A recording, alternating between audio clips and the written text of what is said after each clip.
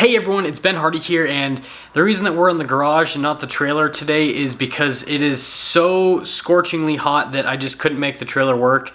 And so yeah, we're doing the garage because it's a little bit cooler, and you guys get a cool view with the Supra there in the background, and it's probably gonna like make my face look kind of like orangish for the video. We'll call it like Donald Trumping me because yeah, you guys get the joke. Anyways, in today's video, we're gonna be talking about dealerships that have just like a one price. You see it all the time where dealerships will have low upfront pricing on all of their vehicles, or they'll just, again, say that it's just one price, super simple, all that kind of stuff. And basically, I'm just gonna get into if that is actually reality. And the first thing we'll do in the video is just explaining what that actually is. And then I'll get into the main chunk of the video, which is explaining if that's real or if it's just fake news. Now, first off, if you guys aren't familiar with this type of advertising from dealerships, it's actually pretty common nowadays where dealerships will say, again, low upfront pricing or just one price shopping, all that kind of stuff. They kind of try to make it seem like the dealership experience is more like going to the supermarket where, let's say that I'm gonna go and buy a bag of potatoes, right? Or sack of potatoes is probably more accurate, not a bag of potatoes. People usually say sack of potatoes. I'm gonna go there and it's, let's say, a few bucks, whatever it is. I don't know, I never buy potatoes. Let's just say it's $4, right? The price tag says $4, I go pay $4, go off on my way, right? And that's kind of what dealerships will try to do with this advertising. Is all they'll say is, hey, this car is $20,000. This car is $30,000. That's it, that's just the price. We make sure that the price is low, and they just basically have it like that with their advertising. And then with their pricing, you'll notice that when you go into those types of dealerships, they'll have that price posted online, and then they'll usually have that price posted on the car, and the prices always match because, again, they're trying to do this like, I don't know what else to call it other than like supermarket type selling, where, again, they just have that one price that you pay, and that is that. Now, in this first part, I'm gonna go over why this is reality and why it actually is true, and then I'll get into the part of why it isn't necessarily true. And if you want the short and simple answer, again, it's confusing, so yeah, that's why I can't just give you a definitive yes or a definitive no on the subject. But first off, getting into why this actually is reality, the biggest reason why this is reality nowadays is the internet. So if we go back in time to, let's just say, the 1970s, for example, when there wasn't any internet, if a dealership advertised, hey, we do low upfront pricing, we don't have markup, this kind of stuff, whatever, then they could get away with still marking up that car and claiming that because you didn't really have the ability to fact check them unless you traveled to a bunch of different dealerships all over the place, all over the region, all that kind of stuff. You can't just Google it and go, hey, how much is this car going for? So dealerships could have done that in the past. Whereas now, a dealership can't get away with that. There's a couple reasons why they can't get away with it. The first and most obvious reason why they can't get away with it is most people shop online, and if a car is priced too high online, then you just aren't gonna look at it. It's pretty straightforward. If you're looking at two vehicles that are identical and one is, let's say, $5,000 less than the other one, well, it's a no-brainer. You're just gonna go for the less expensive vehicle, again, if they're the same vehicle. So that's the first part, is just the searchability of vehicles nowadays gives you the ability to price check just right there, right in front of you. You can just see the price, and it's pretty straightforward.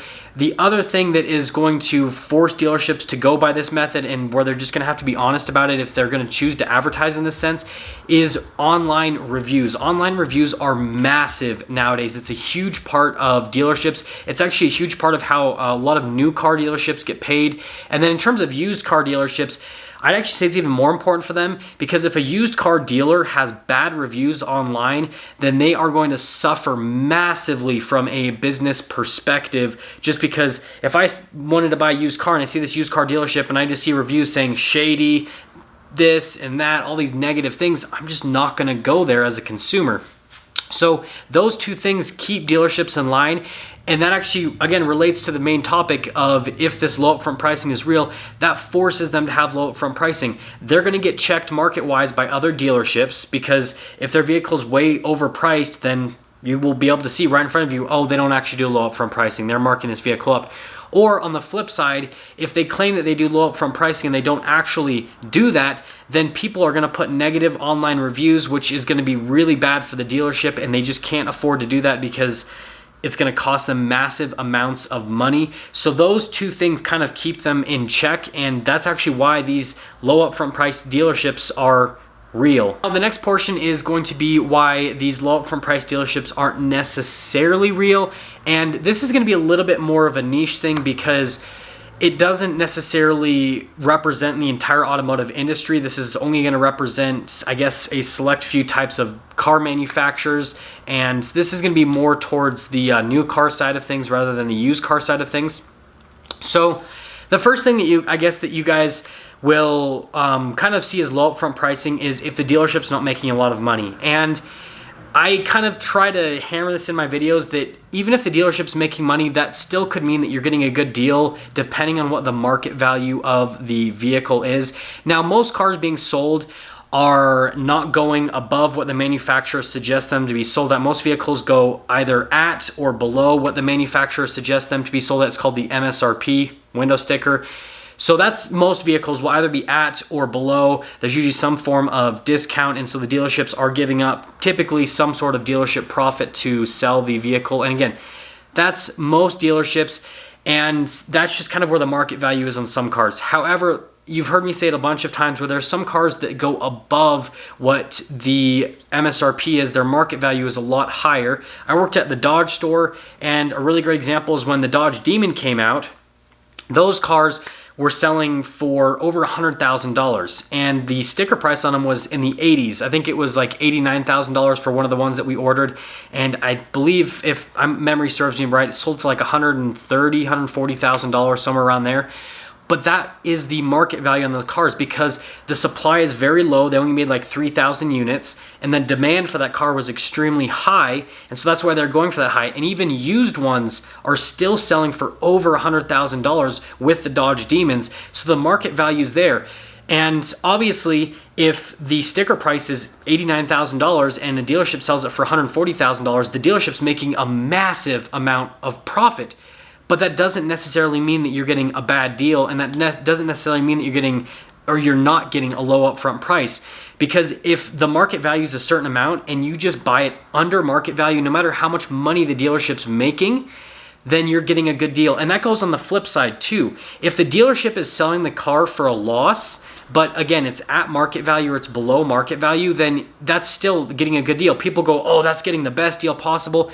No, it's just getting a good deal based on what the market value is on the car. So I think that people kind of misconstrue and they mix up dealership profit with market value, and you can't put those two things in the same line with each other because they're different.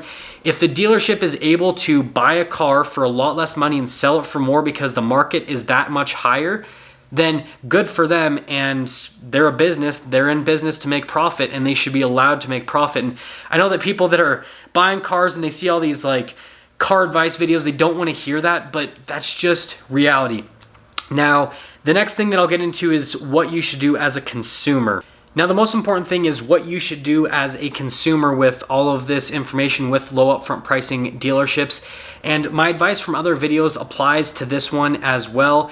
And the advice goes that you need to do your research, you need to do your homework, and you need to spend time researching the market on a vehicle. I know that this isn't what people want to hear because all these other car buying gurus tell you that you just need special negotiating tactics, and if you do things in a certain way, if you talk in a certain way, that's going to get the best deal. That's not reality. It's not 1970 anymore. It's 2020, and in 2020, research and information is everything. And that's not just with buying cars, that is literally with just everything that happens nowadays. You have so much information available to pretty much everyone has a smartphone, right?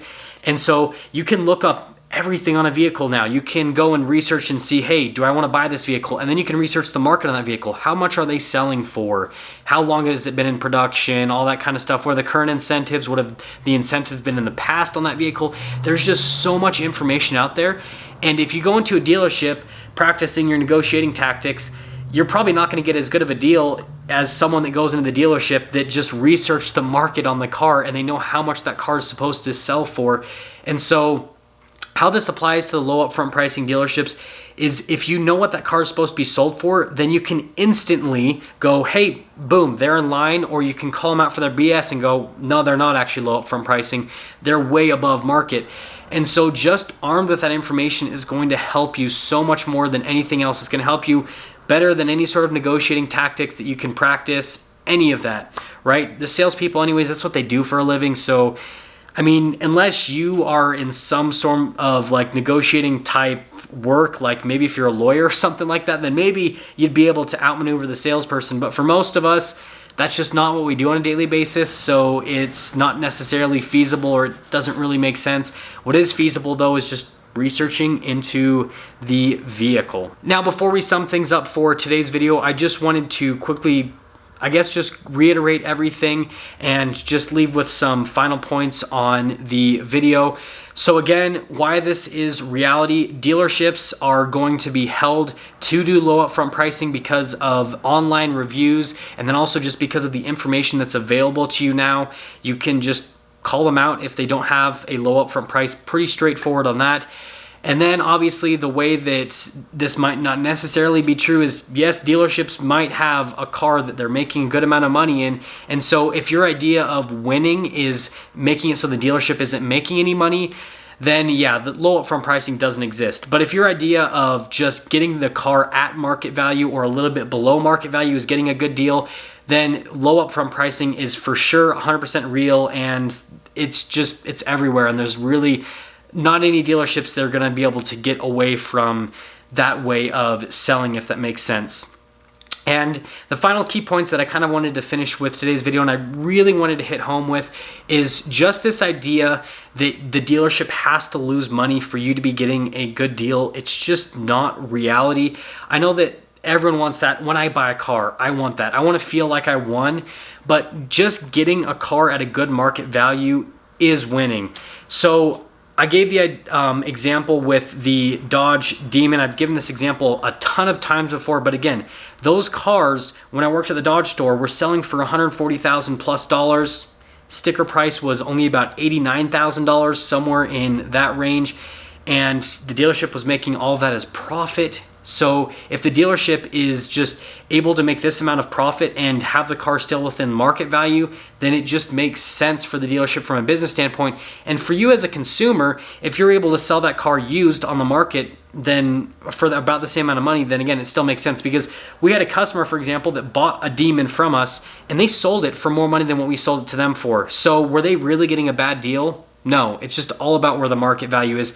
So that's the thing that I really want to emphasize at the end of this video, is it's not about dealership profits, it's about market value. If you're within market value, that's the thing you should focus on the most. Obviously, it doesn't hurt to ask. It never hurts to ask. If you know for a fact, like let's say you're buying a specialty vehicle and the dealership's selling it way over sticker, you know, you don't want to insult them, but at the same time, it never hurts to ask. Hey, would you be willing to do this? But at the same time, don't be disappointed if the answer is no, if it doesn't happen. And as always, if you're stopping for the first time, please subscribe, comment down below what you think, and then I will see all of you in the next video.